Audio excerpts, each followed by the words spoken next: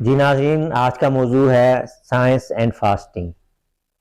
Science रोजे के बारे में क्या कहती है। मेरा ताल्लुक क्योंकि हेल्थ से है, बीइंग हेल्थ प्रोफेशनल, तो कहते हैं कि जब आप खाना नहीं खाते, डिले करते हैं, तो जो जिस्म के अंदर जहरीले सेल्स हैं, खलिए हैं, तो वो उनको जिस्म ही खाना शुरू कर देता है। लिहाजा कैंसर के कुछ खलिए जो पैदा करते हैं और कुछ और भी बीमारियों के, उनको वो जिस्म खुद ही खाता है, और इसको कहते हैं ऑटोफेजी।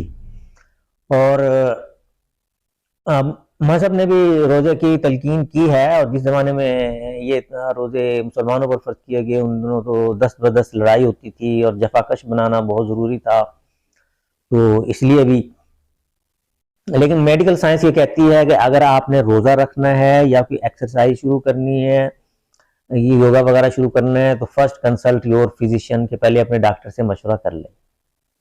खास तौर पे वो लोग, आप हमारे यहाँ देखें, शुगर डायबिटीज की परसेंटेज 10-12% तक पहुंच गई है, और उसमें यह है कि जब शुगर लो या हाई हो तो वो इंसान को नुकसान देती है।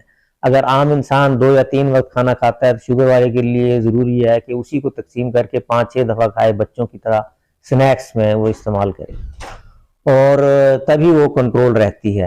किसी वक्त अगर खाना ज़्यादा वो खा लें पेट भर के, तो उससे भी वो हाई हो सकती है, और किसी वक्त ना खाएं तो लो हो जाती है। तो दोनों सूरतों में मुनासिब नहीं है, और उसके लिए जो तरीक़ेकार बताया है उसे फॉलो करना चाहिए।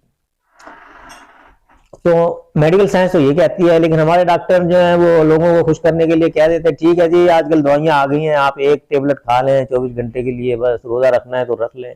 लेकिन वो ये नहीं देखते कि अगर मरीज को नुकसान है। हालांकि खुद कुरान में जो है बीमारी की हालत में और सफ़र की हालत में रोज़ा छोड़ने की इजाज़त दी गई है, लेकिन हमारे लोग जो हैं वो बस जिद में आके कहते हैं, नहीं जी हम तो रखेंगे, और हम अगर फौत भी हो गए हैं तो हम तो रखेंगे। तो ठीक है फिर अल्लाह ताला से भी आगे बढ़ के जो है ये लोग ऐसा करते हैं।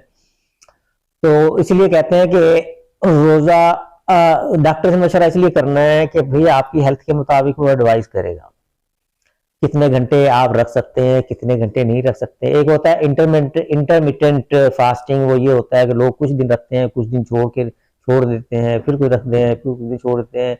फिर लोगों ने एक एटकिन डाइट है वो शुरू की थी, फिर एक और डाइट है कि कीटो डाइट है, इस तरह की शुरू कराई है उन्होंने पेट की चर्बी खत्म करने के लिए और मोटापा खत्म करने के लिए। बहुत से तरीके इलाज हैं, और उसमें उन्होंने बताया कि क्या खाना है और कब खाना है और कितना वक्फा करना है। तो उस सूरत में भी फास्टिंग मुमिद साबित हो सकती है।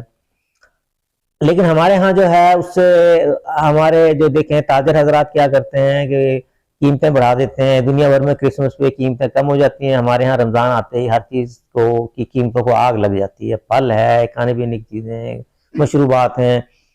आम आदमी के लिए तो जो है ना जिंदा रहना भी मुश्किल हो जाता है। इसीलिए किसी ने सोशल मीडिया पे भी आ रहा होता है कि जो क्रिश्चियन है या दूसरे गैर मुस्लिम, वो कह रहे होते हैं कि भाई हमारे ये मुसलमान भाइयों का महीना जब गुजर जाएगा तो फिर कीमतें अपनी जगह पे आ जाएंगी।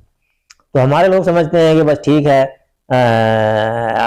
लोगों को जितना वो लूट सकते हैं लूट लें। तो मेरे ख्याल में इस मजहबियत ये बात नहीं सिखाती, और अखलाकी तौर पर भी ये बात सही नहीं है। फिर मैं आम तौर पे देखता हूँ रमज़ान में जब भी 2, 3, 4 बजते हैं, तो उसके बाद सड़कों की हालत, उस पर ट्रैफिक इतनी तेज़ होती है, ड्राइवर ऐसे चला रहे होते हैं जैसे पीछे कोई लगा हुआ है, और बेशुमार हादसा भी हो रहे होते हैं। तो अगर आपको सब्र नहीं, इसीलिए कहते हैं कि रोज़ा सब्र पैदा भी कर सकता है, रोज़ा ख़त्म भी कर सकता है। कुछ लोगों में वो सब्र पैदा करता है, कुछ लोगों में सब्र ख़त्म होता है। तो अगर आपको ऐसी तबीयत खराब होती है, आपका सब्र खत्म होता है, आपका शुगर लेवल फ्लक्चुएट करता है, तो आपको फिर रोज़ा नहीं रखना चाहिए। और अगर आप उसे इजीली रख सकते हैं तो फिर आप उसको रखना चाहिए। तो यही मैं गुजारिश करना चाह रहा था। शुक्रिया।